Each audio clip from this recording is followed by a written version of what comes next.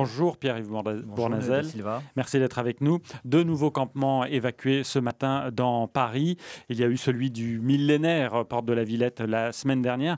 Comment le gouvernement que vous soutenez peut-il permettre de telles installations de campement au cœur de la capitale ? D'abord, je salue la décision de cette évacuation car c'est la pire des situations que ces campements insalubres, la pire des situations pour les migrants qui vivent dans des conditions d'hygiène et de sécurité inacceptables pour la ville lumière et pour la France, patrie des droits de l'homme, inacceptables aussi pour les riverains qui sont en première ligne et qui vivent vraiment des difficultés. Et que leur dites-vous justement, puisque vous êtes élu par exemple du 18e arrondissement, vous leur devez des comptes, comment vous pouvez expliquer qu'on laisse s'installer, notamment depuis le mois de mars, date de la fermeture de la bulle qui servait d'accueil ? Bien sûr, mais malheureusement c'est un problème qui dure depuis plus de 4 ans. Nous avons vu... Mais des campements de cette taille-là, c'est vraiment depuis la fermeture de la bulle. Dans les parcs, sous le métro aérien, malheureusement, ça dure depuis des années. Et moi, depuis longtemps, je milite pour qu'il y ait un hébergement au moins temporaire pour protéger ces migrants, quelle que soit la raison de leur venue en France. Qu'ils aient vocation ou pas à rester sur le territoire, le temps de leur présence sur le territoire, ils doivent avoir un toit pour se poser, pour s'alimenter, pour préparer leur dossier. Et s'ils bénéficient du droit d'asile, ils rentreront donc dans le droit commun. Et là, il faut renforcer nos dispositifs d'intégration. S'ils ne bénéficient pas du droit d'asile, alors ils devront être reconduits dans leur pays d'origine. Et là se pose pour nous la question de la coopération du développement, c'est-à-dire du maintien des populations dans leur pays d'origine. Et là aussi, on a beaucoup de politiques publiques à réinventer parce que nous avons beaucoup de retard.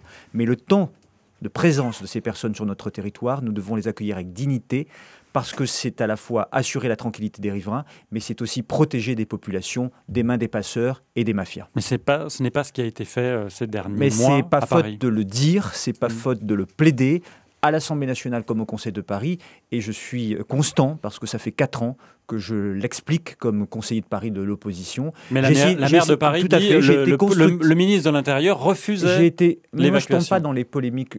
D'ailleurs, j'ai rappelé les devoirs de l'État et de la ville. Je leur ai demandé de s'entendre parce que je trouve qu'il n'est pas normal que des institutions aussi importantes se renvoient la balle. Il s'agit quand même de la vie de personnes, d'êtres humains. Et il s'agit aussi de problèmes pour des riverains. Donc je pense que la ville de Paris et l'État doivent s'entendre en bonne intelligence et dans l'intérêt général. Et ça fait des années, et j'ai même soutenu les projets d'Anne Hidalgo sur la porte de la Chapelle, même si c'était qu'une solution temporaire, parce qu'il faut trouver des solutions. Et maintenant, il faut passer à la vitesse supérieure, il faut trouver des solutions durables. J'assume de dire que sur la route des migrations, il faut des hébergements temporaires et que Paris doit prendre sa part, mais pas toute la part. C'est aussi à l'échelle régionale, mais à l'échelle nationale et européenne qu'il faut trouver des solutions. Pierre-Yves Bournazel, aujourd'hui, les salariés grévistes de Smooth & Go, l'entreprise qui gère Vélib, eh bien, ces salariés ont un entretien préalable avant sanction. Que fait la mairie de Paris dans ce dossier des salariés de Vélib, de l'entreprise ? Écoutez, hier, 50 jours de grève. Hier, je discutais avec des habitants du 18e et une jeune femme, Estelle, m'a dit « Mais moi, j'ai utilisé le Vélib depuis plusieurs années, je ne peux plus l'utiliser, c'est un fiasco. » Et moi, je suis affligé par la gestion de ce dossier parce qu'on ne rend plus le service aux Parisiennes et aux Parisiens qui se déplaçaient. On est aujourd'hui 5 mois après le renouvellement du marché Vélib à 50% simplement des stations qui sont utilisables. C'est largement insuffisant. Et moi, je pose une question. Quelle est la gouvernance? Quelle est la méthode? Quel est le service public rendu aux Parisiens? Ça ne peut plus durer. Autolib est également en difficulté. Les voitures en libre service gérées par le groupe Bolloré qui annonce un déficit et qui réclame 40 millions chaque année jusqu'en 2023 à la mairie de Paris et aux communes qui accueillent des stations Autolib. Il semblerait que ce service soit déjà mort, puisque Anne Hidalgo dit dans Les Échos qu'elle cherche déjà des alternatives pour se substituer à Autolib, et des alternatives privées sans subvention de la mairie. Ce que je crois, c'est que Vélib... Mais vous réagissez comment, vous, Pierre-Yves Bournazel ? Vélib ou Autolib ont été initiés par Bertrand Delanoë.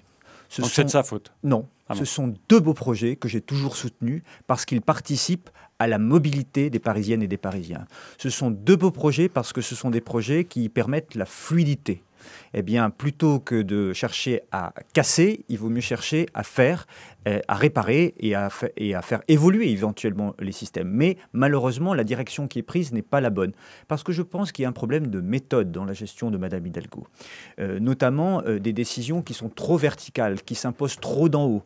C'est comme ça et pas autrement. Je pense qu'il faut savoir travailler davantage avec ses partenaires, les partenaires institutionnels sur la question des mobilités, avec la région sur notamment les transports en commun, avec la métropole, avec aussi les communes environnantes, mais de manière générale, travailler avec le monde économique, sur l'attractivité, travailler avec le monde culturel pour le rayonnement et pour le bien-être de nos quartiers. Et sur Autolib, précisément, je pense que là, il y a des comptes aussi à demander à la ville de Paris. Pourquoi attendre les révélations du monde pour réagir? Pourquoi ne pas avoir anticipé ce gouffre financier? Pourquoi pas avoir essayé de porter un nouveau projet pour Autolib, qui est un bon projet en soi de déplacement et de mobilité, à condition d'avoir la bonne gouvernance et la bonne gestion financière. Et vous avez la bonne gouvernance, vous pourriez être candidat aux prochaines élections municipales à Paris? En tout cas, ce que je crois, c'est qu'il y a une appétence pour le changement. Je respecte Mme Hidalgo, je respecte sa personne et sa fonction. Elle a pu faire des bonnes choses, il faudra le garder. Mais vous étiez candidat en 2014, on peut imaginer elle a fait de que vous bonnes seriez choses candidat. Sur certains points, il faudra le garder, mais je crois que sur l'essentiel, et notamment sur la vie quotidienne, beaucoup de choses sont dégradées. La saleté des rues, le revêtement de la chaussée, la qualité alimentaire dans notre restauration collective, des sujets importants pour les Parisiennes et Parisiens. Vous avez déjà votre programme, Je crois qu'il va falloir, en tout cas, avoir une offre politique parisienne, inédite, qui rassemble des hommes et des femmes venus de la gauche, de la droite, du centre et de la société civile, qui se mettent d'accord sur une vision nouvelle et qui amènent des solutions très concrètes aux problèmes qui se posent dans tous nos quartiers de Paris. Et pour cela, l'incarnation viendra en 2019 probablement.